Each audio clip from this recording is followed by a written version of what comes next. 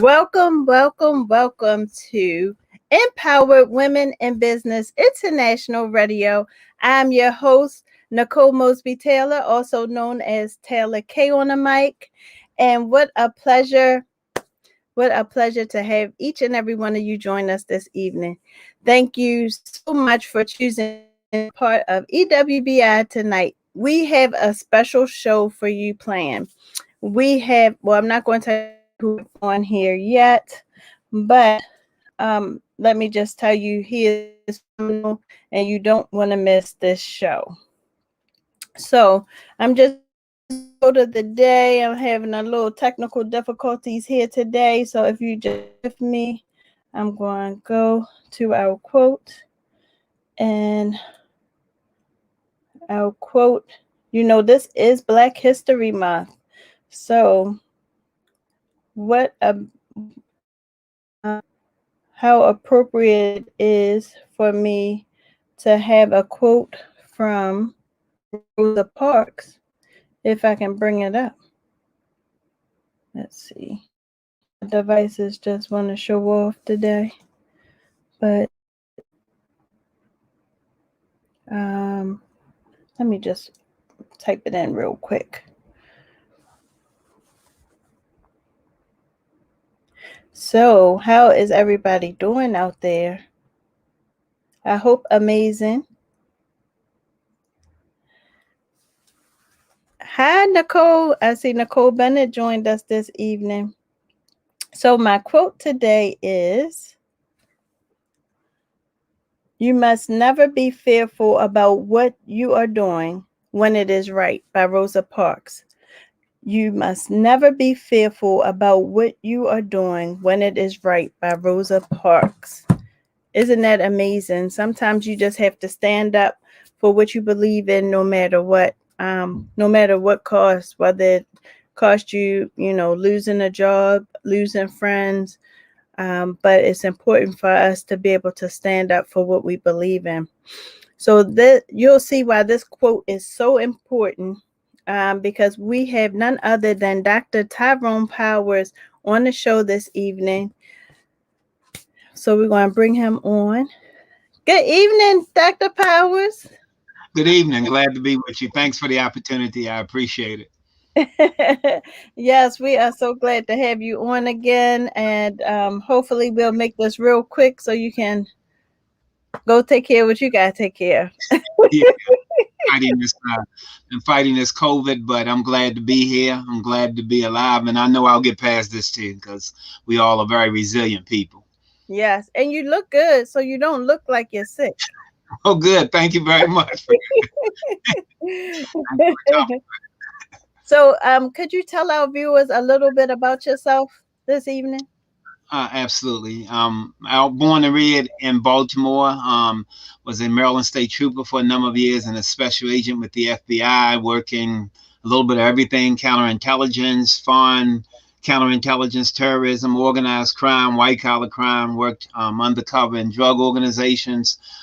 Came back after that career, earned my PhD from American University, where I taught there for a brief period of time. I ran the Homeland Security and Criminal Justice Institute at Anne Arundel Community College. Now I am the director of collaboration and special initiatives, and I am the CEO of the Powers Consulting Group and serve as an expert witness in police use of force cases, and as a consultant to different offices like the State's Attorney's Office in Prince George's County, Maryland, and other locations, and as a consultant to a number of law firms.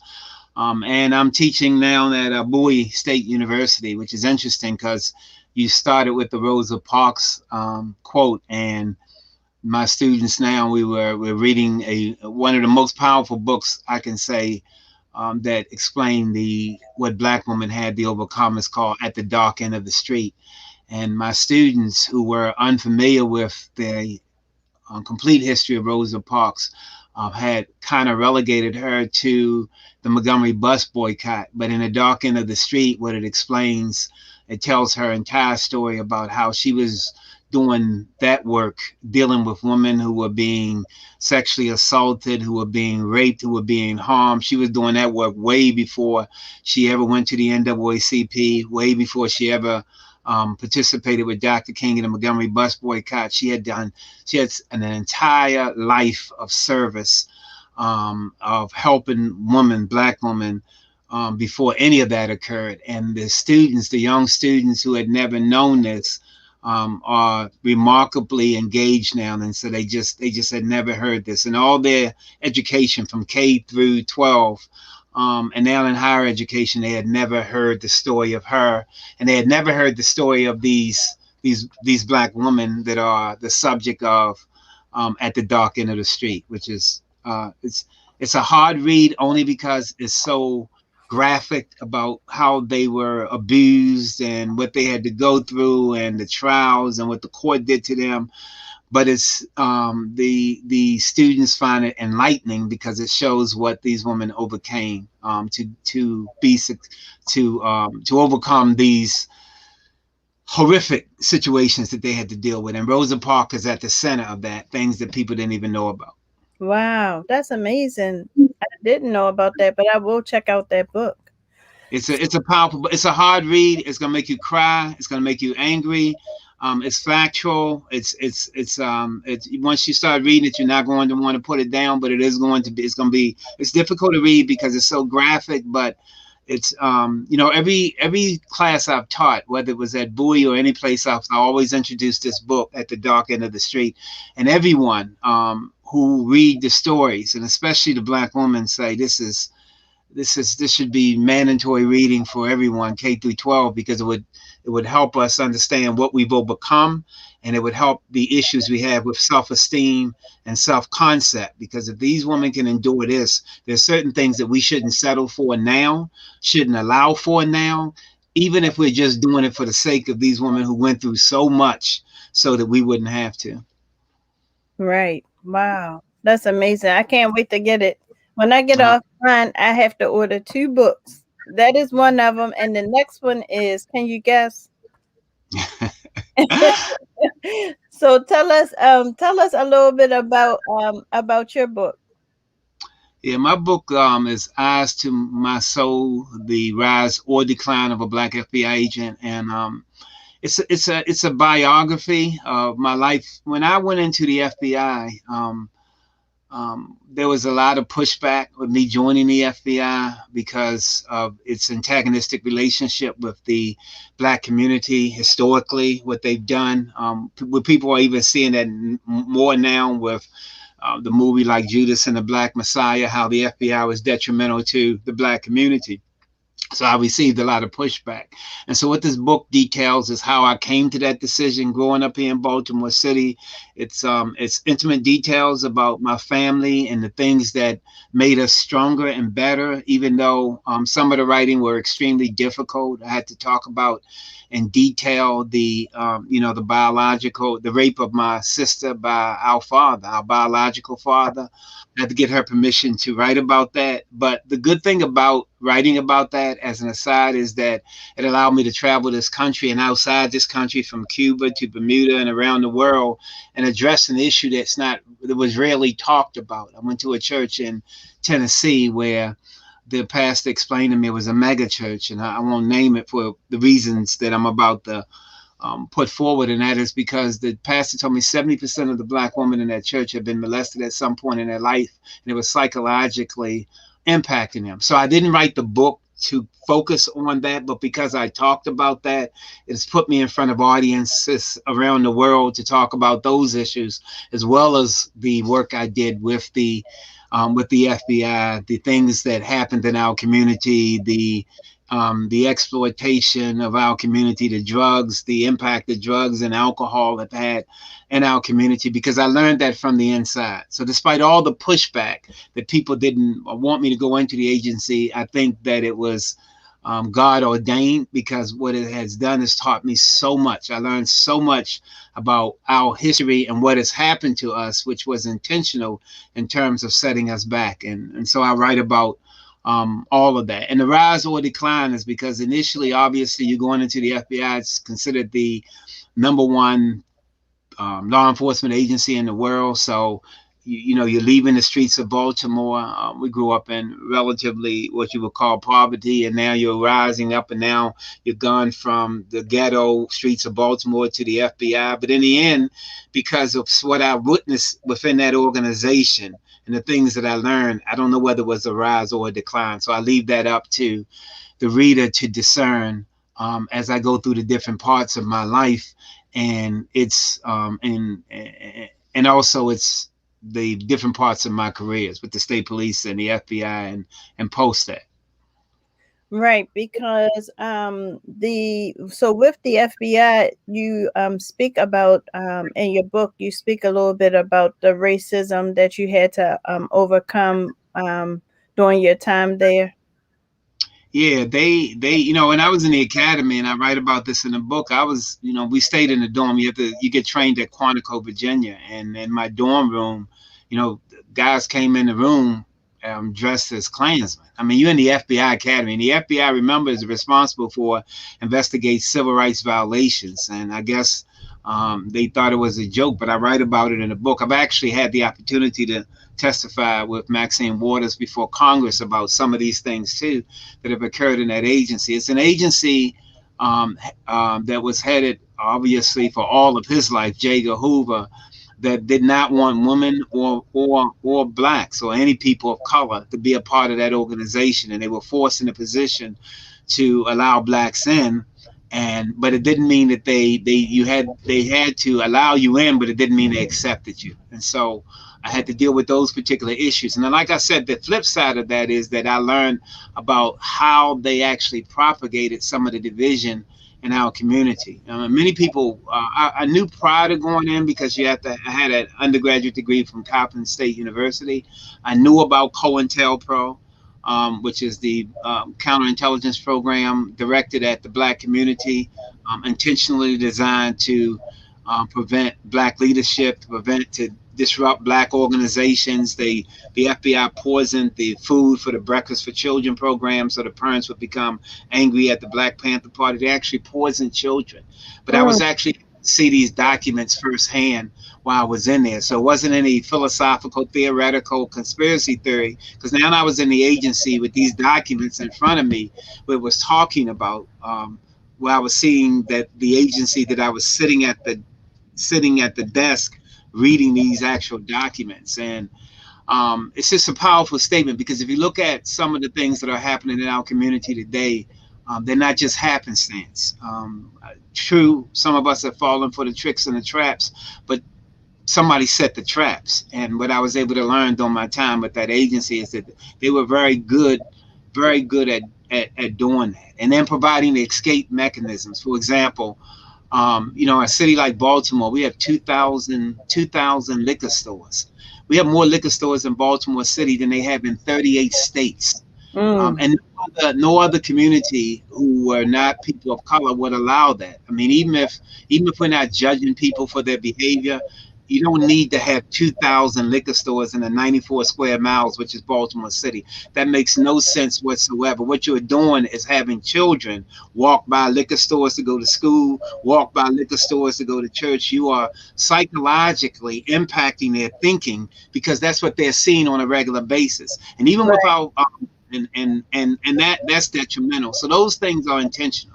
Yeah, it creates that normalcy that they think that this is how the way of life. This is, you know, a person in their environment. They see this thing, and once you start to create that normalcy, and I think that was one of the good things about the bill that was passed, that didn't allow children to go into liquor stores, you know, to buy candy and junk food, because it was creating that normalcy of them going in there, you know, as if they were an adult to, you know, to make that purchase. So Yeah, and having an impact on their brain, because we know from the Harvard University study that the brain of a male doesn't fully mature until 26. So the decisions we're making until 26 are not completely made with a full brain. For a female, the brain completely finishes its physiological growth by the age of 22.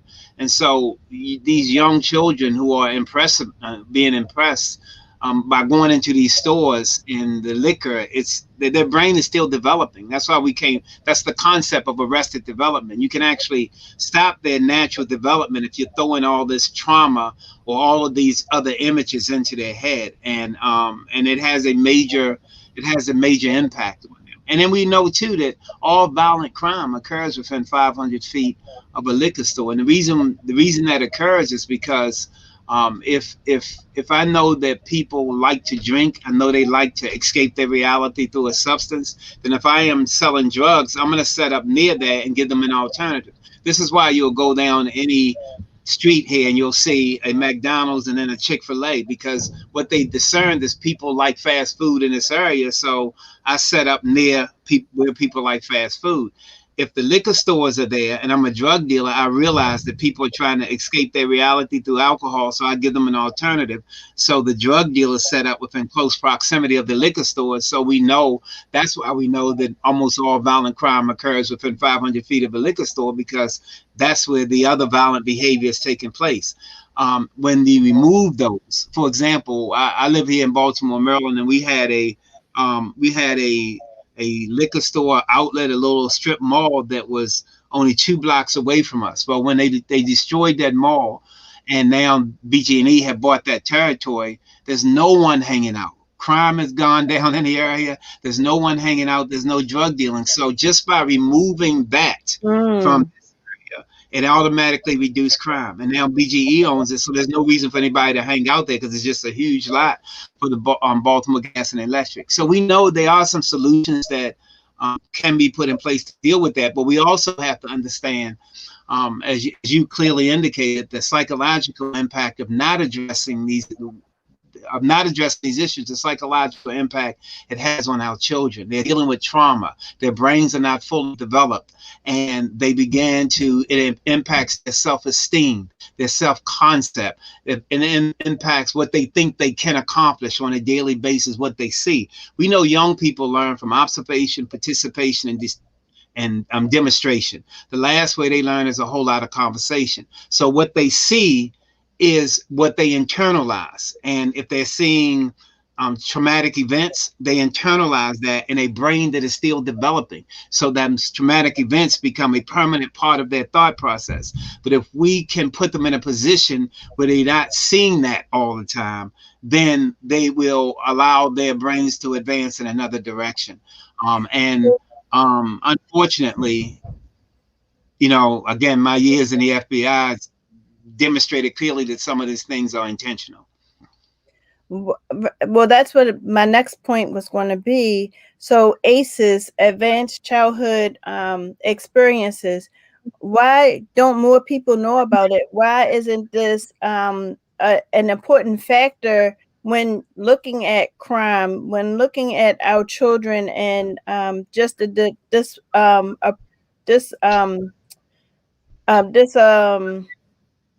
just the disadvantage that children have in certain neighborhoods versus others, but they're still judged on the same scale.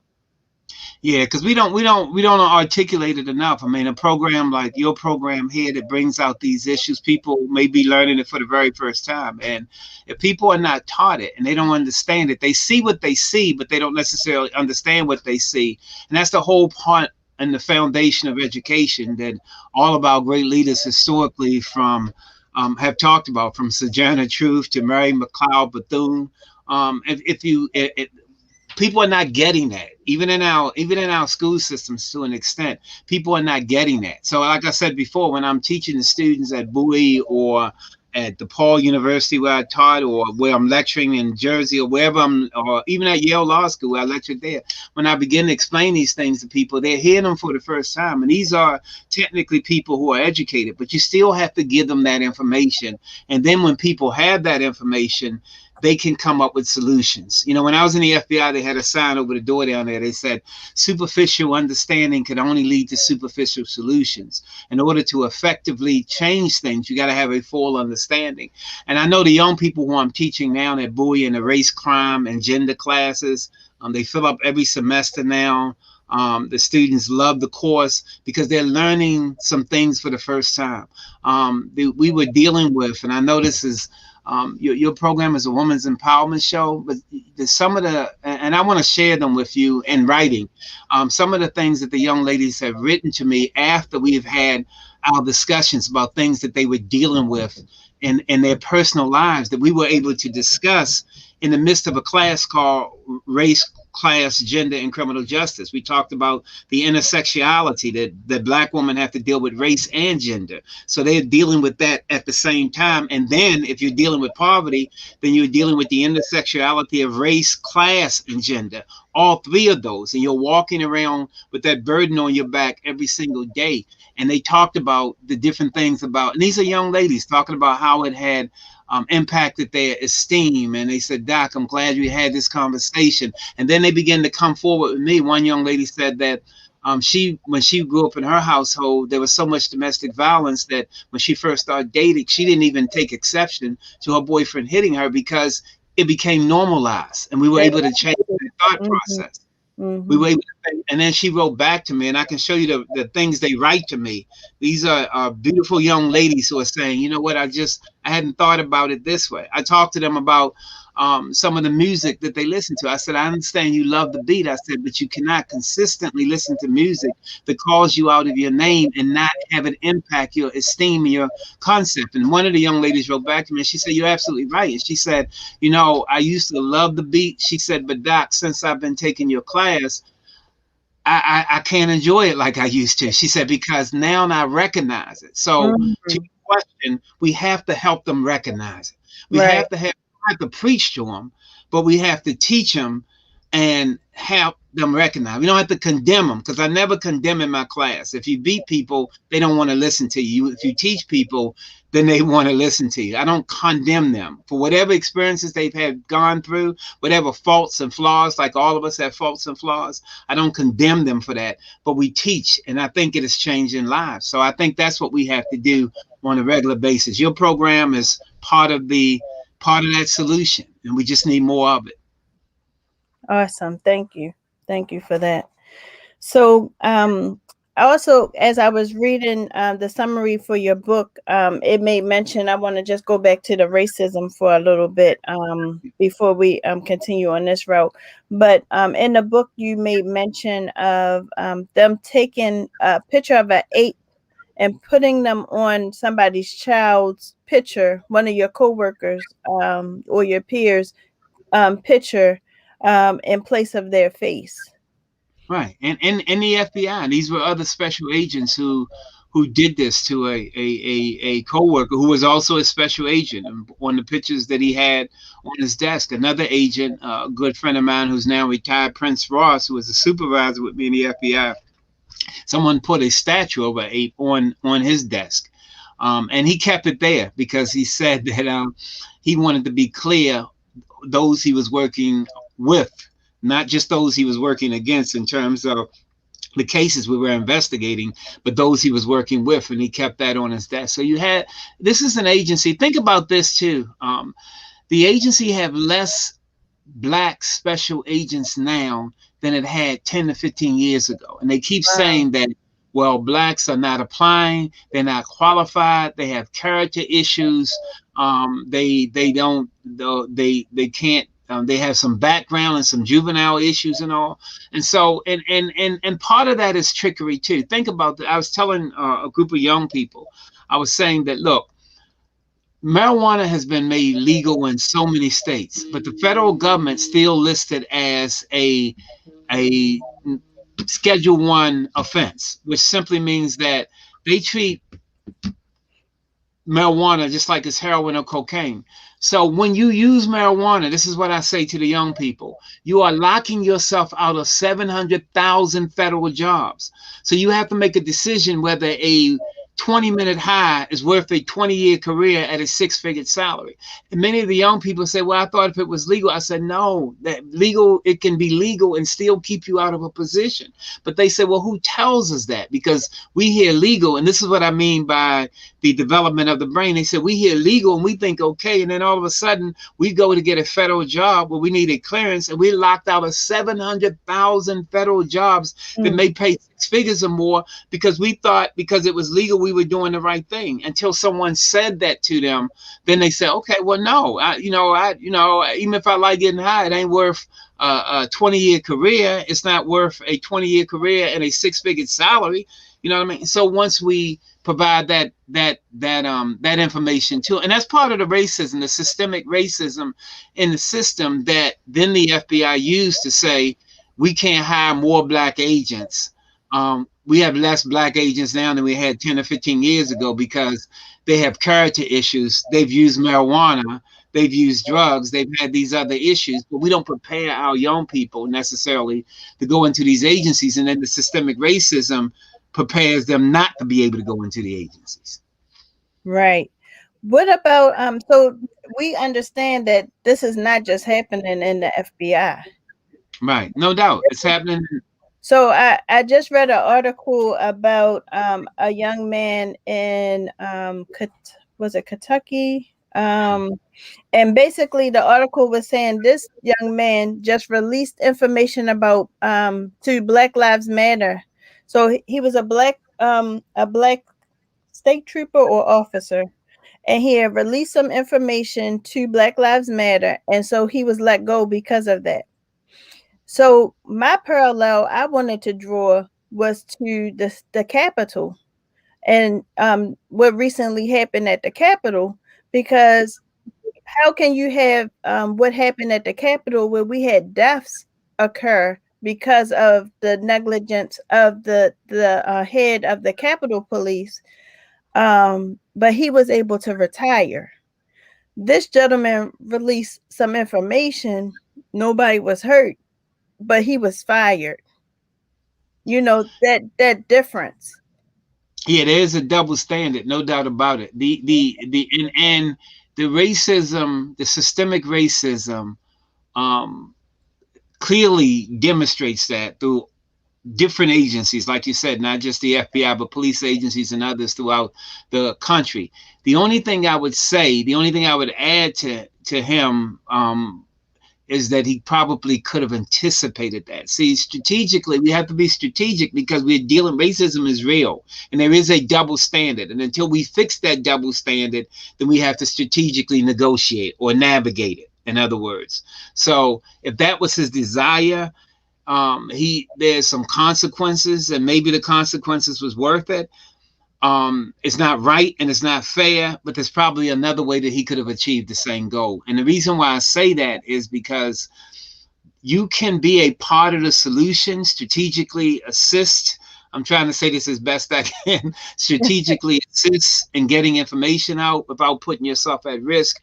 You just have to do it in a way that doesn't put yourself at risk, because you're not going to be judged by the same standard. It's not going to be fair and equal, because this is what we're dealing with right now. We're dealing with racism, and we're dealing with people who have no desire, and there's no point in history that we can point to some divine intervention that will make them say, you know what, I think we should treat black people fair. They're not going to do that. I mean, it's going to take time, the continuous pressure that we put, the protests, the Black Lives Movement protests and all of that. And at the same time, while we're moving towards that goal, now, you know, I never say a goal of equality, because to me, if we say we're moving towards the goal of equality, then we're saying that we want to be equal to them. And right now, I don't know who are they to be equal to. You know what I mean? We want to be better. I never use the terminology that I'm trying to be equal to you. I want to be, I'm not, because in that, I'm saying that you are better and I'm trying to be where you are, and they're not better. So there's some other terminology we should use other than equality. But the fact of the matter is that until that happens, then we have to be strategic in our actions. And that's key. And that's one of the things I think that I learned in the FBI because of all my undercover work in counterintelligence and counterterrorism. The strategy is important to how you get to the outcome and the objectives. So sometimes I can take the direct route, but many times I have to be surreptitious in my actions, but I'm trying to achieve a certain objective. So if I want to get information out to Black Lives Matter, I have to be strategic in doing that, because I don't want to cut off my nose to spite my face, knowing that the system is unfair, it's not right, but I also know this is how it works, and I have to be prepared to deal with that. Mm. So we're going to take a quick break, but keep it locked right here to Empowered Women in Business International Radio.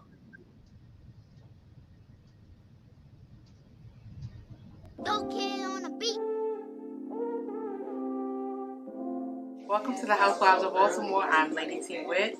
Thank you for joining us. Today is Valentine's Day.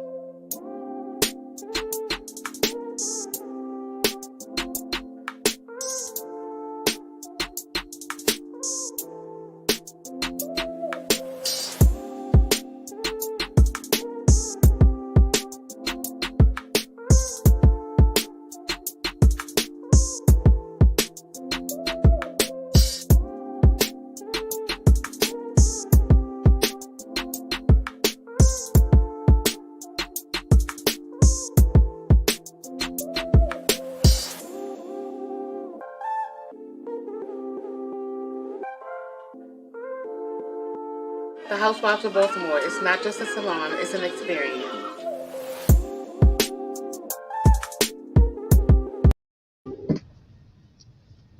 Welcome back to Empowered Women in Business International Radio. I'm your host, Taylor K on the mic, and we are here with a very special guest, Dr. Tyrone Powers, who is telling it like it is, not is, but tis, like they say. So we were just talking about the Kentucky police officer that was fired for allegations of sharing information to the Black Lives Movement. But this is not the only one. So I was also doing some research and I saw Channel 4, Channel 4 Washington also is looking into black troopers allegedly discriminated against in the Maryland State Police Department. Maryland State Troopers, I'm sorry. Yeah, there's a number of investigations going on right now. There's an investigation. I know a report has been released on some discrimination, some alleged discrimination in the Prince George's County Police Department and the Maryland State Police. Obviously, we've had lawsuits, some of them who have been settled and successfully settled in the Baltimore City Police Department and police agencies across the country where black officers experience in these particular agencies on the inside. I guess if there's the good thing is that they are beginning to take action. In other words, they're beginning to file lawsuits or get plaintiffs, or at least asking for an investigation of these particular issues, and they're not just allowing them to happen without making some kind of response to them. So, for years, the history of policing, as you know, in a city like Baltimore, black police officers weren't even allowed to arrest white people when they first came on the police department in the 1960s. They couldn't even arrest white people. They could only make arrests of black people. Wow. So internally, there have been issues in policing. But here's the other part of that too. Even as we deal with racism in the police agencies, the discrimination, the allegations of discrimination of racism within the police agencies, there are black police officers too who have bought so much into policing that they are just as much as part of the problem when it comes to brutality. In some cases in the black community as white officers, because they're so busy trying to fit in till they miss their whole goal of protecting, serving, upholding justice. So both of those are issues within police departments. And you're right. More of the agencies, what's happening with the state police, what's happening in Prince George's County, what happened in Baltimore City. Baltimore City is under a consent decree now. We know what happened with the Gun Trace Task Force, which is something that will impact a city like Baltimore for years to come. We know what happened in New Orleans with policing down there, where you had police officers years ago actually committing murders and killing people who witnessed police doing participating in misbehavior. So the thing is that we need people of color in these agencies, but we need people of color in conscious. Definitely. So your book this year made a special year for your book. Yeah, it's the 25th anniversary actually of the book. So I added some things to it. updated some things in the book because people asked me to do that. The book did, like I said, we did extremely well, and it sent me around the world to from Bermuda to Cuba to all kind of places. And then when this year people requested that we put out a new edition, so that's what we did. So the book now, Eyes to My Soul: The Rise or Decline of a Black FBI Agent, is in a new edition. There's a new cover, a new look, and also some additional a forward, a prelude, a new introduction by Herb Boyd, who is a award-winning writer. He did the introduction to the book for me, so that's the new edition. Awesome. Awesome. I can't wait to pick it up. And I hope Mhm. everybody that's listening takes heed and picks it up too. Some great information, I'm sure. Um, so when do you rest? I'm gonna rest more now since I'm dealing with this COVID. That's for sure. Well, But I'm sure you're gonna get some now, but I'm talking yeah, about doing a normal, healthy yeah, um yeah. It's I guess I get rest. I mean, I am actually doing. I've been smart enough to bring on other people to work with me with the Powers Consulting Group because I'm looking at so many cases. And like I said, I'm traveling, and we did some security training in New Jersey, at the hospital, training their security officers and training supervisors in Philadelphia and working in Chicago. So it's been extremely busy. Again, numerous cases on use of force here in the state of Maryland and working with the Prince George's County State's Attorney's Office. So it's busy. It's good work though. You feel good about it, and you just have to pace yourself and prioritize, and then get it done. And you're right. You do have to find time to get some rest because you can't be effective unless you get the appropriate rest. yes. Yes. And it leaves you more susceptible to catch illnesses too if you don't get that proper rest. And you're not at your best in analyzing and thinking and business and taking care of your business and dotting your I's and crossing your T's. And as you know, from a business person, if you don't take care of your business won't take care of you. So there'll be some problems there. So you've got to be meticulous in that. And no matter how many people that you bring into your business, ultimately, if you are the person in charge of the business and it's your business, you still have to occasionally look over the do the tedious part of making sure that everything is done right, because ultimately it's on you. So rest is important for all those particular reasons too, to keep you sharp so that you can do well in your business and in your personal life, and so that you're not snapping at people because you don't have enough rest. So all that is part of your success in business and the work you do and in your personal life. You got to have a balance. If you don't have that balance, then it'll all come crashing down on you. You won't be successful in business. You won't be successful in your spiritual life or in your personal life. Speaking of personal life, I'm checking out your wall with all of these accomplished black black historians. I guess out of all of your pictures, which one would be your favorite? I'm actually actually appreciative of all of them. I have everybody here from James Baldwin to Rosa Parks to Paul Robeson to Cindy Poitier and Harry Belafonte, people who, Colin Kaepernick, people who made Carter G. Woodson, the founder of Black History Month. And I never want to believe that my success, besides God being my foundation, I never want to believe that my success is based on just what I do. All of these people sacrificed so much. Some of them dealt with difficult situations. Some of them were assassinated, persecuted, and I never want us to forget about them. So I have them here in my office for all the work I do, knowing that no matter how much I have to sacrifice, they sacrifice so much more. And I don't want us to forget their names because all too often, we don't give proper credit to the people who have paved the way for us. Whites seem to do that even more so. They've got a Lincoln Memorial and a Washington Memorial and the statues everywhere, and we don't give enough credit to the people who have come before us. So I always want them looking over me. And I always, when I come down to sitting here to do work, want to be able to look in Toni Morrison, one of the greatest writers ever, James Baldwin, and The Fire Next Time, and all his book, If Bill Street Could Talk, and all of his writings, and even people who, like Mother Teresa, who I have her picture over here, because she was truly sacrificed so much. I never forget reading her story, even as a white Catholic woman, when she had did so much, given so much of her life up for the poor, then someone decided to reward her near the end of her life and gave her a Rolls Royce. And as soon as they gave it to her, she sold it and used the money to buy food for the poor. She said, I don't need any of that. My entire mission, my service is to God, and then to me second.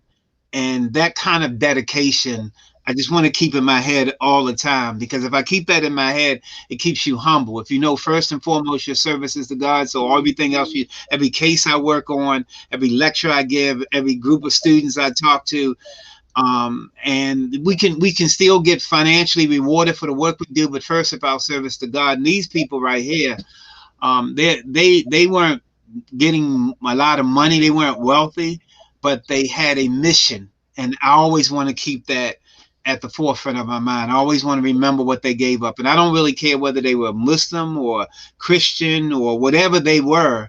I want to stay focused on the fact that they sacrificed something, because in the end, God will judge all those other pieces. But they gave so much for us. So I think it's important for us to consistently use them as inspiration. And one of the best ways to use them as inspiration is to see their faces, not just to talk about them. And, you know, men are very visual anyway. That's how men operate. I mean, we do, and otherwise we're very visual. That's why, you know, we get it. That even gets us in trouble sometimes. But we're very visual. So me being a man, being visual, I want to see their faces, not just read their words. I want to walk in here in the morning as I begin to work and see their faces, and it does something to my spirit. So who would you say is your role model? All of them, to be honest with you. You know, Paul Robeson gave up so much. He was such a brilliant artist, such a brilliant actor. And then when they tried to get him to denounce the people he was working with, because they could be communists, and they brought him before Congress, he said, you know, here I stand. They said, well, are you a communist? Are you? He said, here I stand. I'm gonna tell you what I stand for. I'm not, and you can decide what I am, whatever way you want to do it, but I'm not going to answer your questions the way you want me to answer them. In this book, the one book that he wrote is called Here I Stand. And what he said is that you should define yourself by what you are, not by what you're not. Don't let anyone back you into a corner. And he said, label it whatever you want to label it, but let me tell you what I stand for. And then he named these things. So don't put a label on me. I always tell people when they ask me about party affiliation, Democrat or Republican, you know, Malcolm X once said, I'm not a jackass or an elephant, and have sense enough to know it. And I said to people, don't define yourself by a party, define yourself by an issue. If there's someone who represents you, who represents your issues, then that's who you're with. I'm with that person because they represent my issues. But the jackass or the elephant doesn't mean anything to me. And then what Paul Robeson did in Here I Stand is when he addressed that, was a very powerful statement. So that allows me to define myself by what I am, and rather than defend myself by what I'm not. I don't ever start a presentation, even if it's to a group of whites, by saying, well, I'm not a racist, because I'm not defining myself. I'm going to tell you what I stand for, and you can judge me however you want to. In the end, only God can judge me. But you can say whatever you want to, but you're going to know how I feel, what I'm thinking, and then you can do what you want to with it. And all these people were exactly that way, from James Baldwin to Rosa Parks. I mean, like I said, her career is so far much bigger than anything that happened with the Montgomery bus boycott and her sitting on the bus. If you know all the work she did before she even met Dr. King, before she even became secretary of the NAACP, the work she did for these women who were being raped and gang raped, and the sacrifices she made going out in the middle of the night to protect these women before we even get to the Montgomery bus boycott.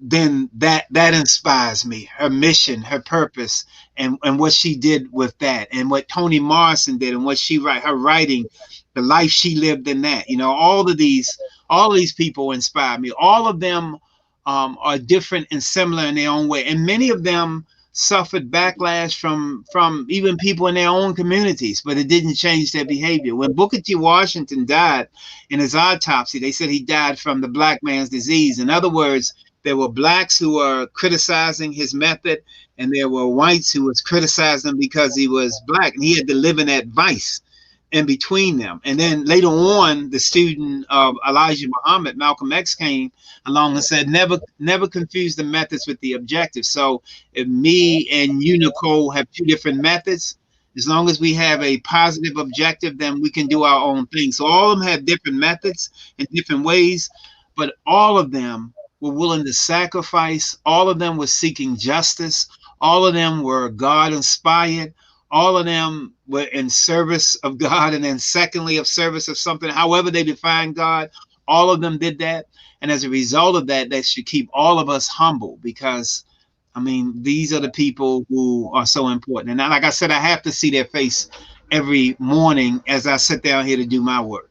That inspires me. And when I get tired, I remember how tired they were, and they still kept going so that we could be in the position that we're in today. Awesome. Awesome. Well, Janine Faulkner said this is needed information. Walter said, wow, that is crazy. Never known that that's what happened in the FBI. So that's back when we were talking about the racism. Monica says, again, information is power. Denise says, listening from Rocky Mount, North Carolina, my cousin is speaking the truth. And say that again. I'm so thankful for you giving me the opportunity to be on. I mean, I told your producer that I would, no matter how I was feeling, I get energized whenever I'm on with you. I know the last time we were on, we had an excellent conversation, because I think this is part of my life mission. And so you giving me an opportunity, I'm thankful. I'm thankful for that. And I know how passionate you are about business, about the work you do, and so on and so forth. This is not just a program for you. This is a way of life, and the program is a part of that. So. Oh, thank you so much. And Monica says, great program. Thanks, Nicole. And thank you, Dr. Powers.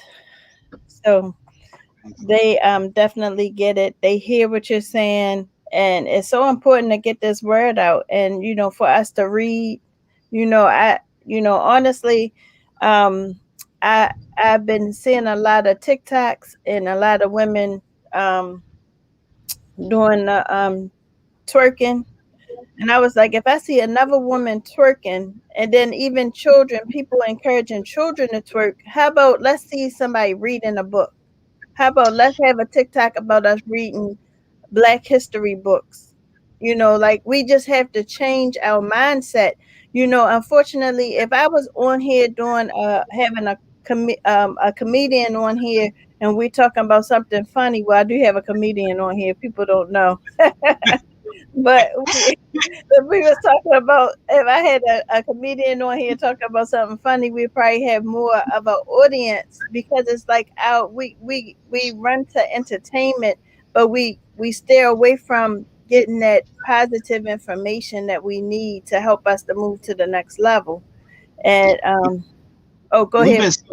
We've been socialized to do that, though. Dr. Carter G. Woodson, the founder of Negro History Week, which became Black History Month, one of his famous statements in his book is, when you control a man's thinking, you don't have to worry about his actions. In other words, he said that psychological slavery was much more powerful than the putting chains on you, because it has your mind. So the young people you see, like you said, doing the twerking and all, they've been socialized to think and to work that way. And what I try to do with young people, because I know if they haven't been socialized, and if they don't see their parents necessarily reading, then you're going to have to walk them down that path. You're going to have to walk them down, because what they're doing is responding to their environment and what they see others are doing. And if you want them to do better, you're going to have to kind of walk them down there.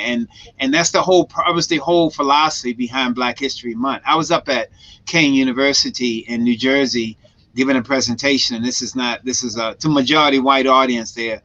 And we were doing Black History Month, and there was a black guy, young black guy on the front row, and he said, Doc, he said, well, he raised his hand on a question period. He said, why did we get Black February as Black History Month? He said, it's the shortest month of the year.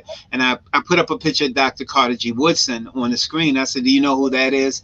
And then he said, no, I don't know. I don't know who that is. I said, so if they gave you 35 days, you wouldn't know who the hell it was. So I'm saying this. My point to him was this. Concentrate on the substance, not just the time. And then he understood that. He didn't even take it as offenses. He said, you're absolutely right. He said, I'm arguing about how many days, and I didn't even recognize the man who created the month in the first place. I can't even give him honor because I'm so busy focusing on this. And then I explained to him, I said, whites didn't choose February. Dr. Carter G. Woodson chose it because it's the birthday of Frederick Douglass. Birthday is in February, and Abraham Lincoln. So whites didn't choose February for us. The man who created it chose February to give honor to Frederick Douglass and to give honor to Abraham Lincoln for signing the Emancipation Proclamation. So it's not like someone chose this month for us, but he was appreciative of the knowledge. And then after it was over, he came up, he said, I'm glad you taught me that. He said, because all through K through 12, I had never learned that. He said, now I can go give that to someone else. So I think our young people will do better when they know better. And we're going to have to kind of walk them down there because they're hit with so many images in their brain and in social media and so on and so forth. And their brains are moving so fast with all this mess. We got to slow them down if we're going to get them to read. And that's the whole thing with the images too. I always said to all of us, in your homes, your walls have got to be full of Black images, Black art, Black images. You know, my daughter does art, so Black images, because young people will increase their esteem and their concept if they're surrounded by likenesses of themselves and they see that you're promoting that they see that. I mean, if they walk in and they're seeing images of something else or just flowers and this and that, then that doesn't mean as much to them. But because their brain works through seeing, you need to have Black art in your house. You really do need. That does something to the brain. You don't even know what it's doing to them.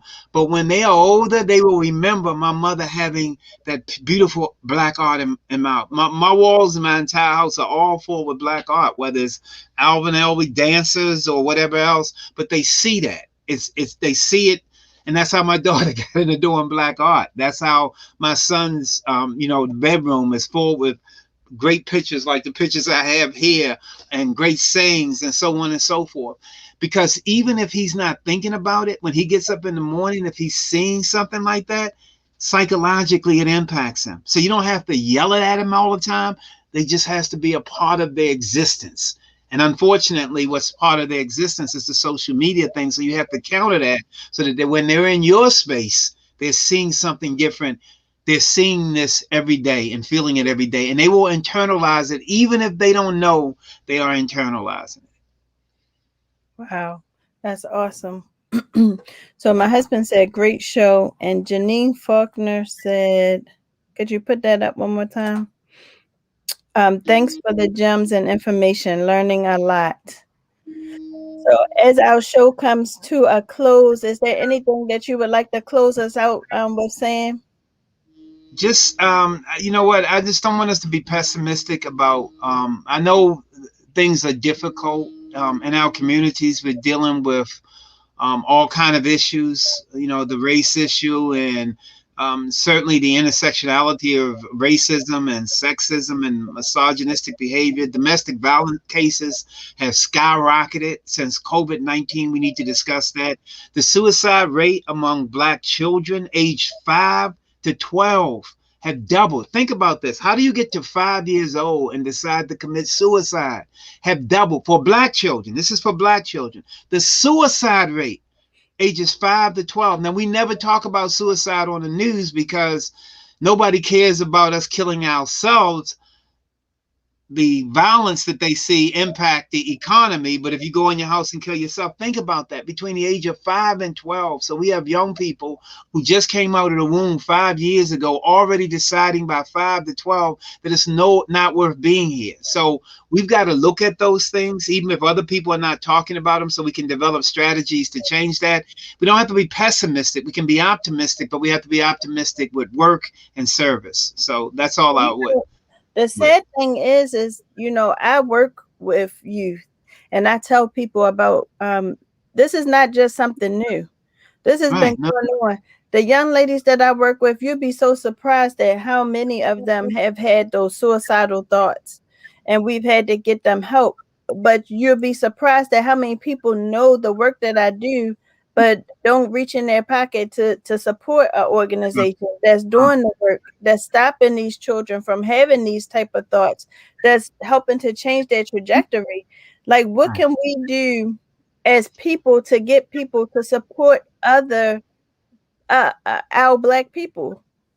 I think there's a lot of people that will support our work if they if not everyone will, because some people are just not going to do it. They just not going to do it. But I think if if you're going to have to paint a picture for them of the devastation that you're seeing and why your work is so key and necessary. In other words, biblically, when we talk about when we read the Bible, it'll say, if you don't live the right life, you're gonna face hellfire, or you can face streets of gold. Well, I can see that, so I'm gonna say, you know what, I'm gonna stick closer to these streets of gold. So you almost have to paint a picture of the pain and what you're trying to do to stop it. You just can't say it. You almost have to paint a picture. Like when we're dealing with young people and I'm trying to tell them not to do things to send them to prison, I tell them a 20-second decision can take away the next 20 years of their life. And I said, those next 20 years of your life will be in a cell next to a toilet. Now I have to describe the cell in detail.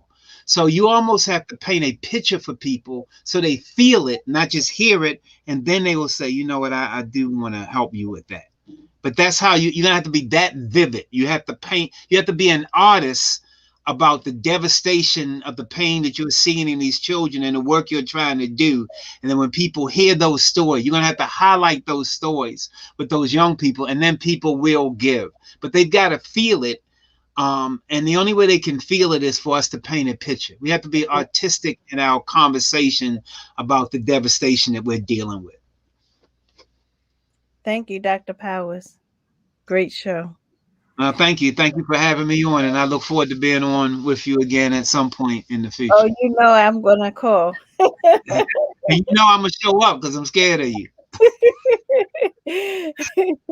So don't forget to go and purchase his 25th edition. And say the name of the book again. Eyes to My Soul, The Rise or Decline of a Black FBI Agent. And where can it be purchased at? You can, at my website is drtyronepowers.com, or you can email me at powers@tpowersconsulting.com if you want me to autograph it and send it to you. Awesome. Thank you so much again, Dr. Powers. So I know a little, some people are saying, well, what is EWBI? Empower Women in Business International. We serve a sisterhood of women entrepreneurs who understand that individually we could do great things, but collectively we can forever change the world. Members of our movement experience a support system that allows them to celebrate their wins and share their struggles in a series of opportunities that enhance them personally and professionally. If that sounds like an organization that you would like to be a part of, visit our website at www.ewbiradio.org. Again, it's www.ewbiradio.org. Thank you so much for tuning in. Don't forget to like our social media page so that you can follow some of our guests and see when they will be on. And you can tune in to our show right here every Tuesday at 7 p.m. So to keep it locked every Tuesday, 7 p.m. right here on Empowered Women in Business International Radio Show. And I'll close as always. Individually, we can do great things, but collectively, we can forever change the world by Nick Mosby. God bless and see you next Tuesday.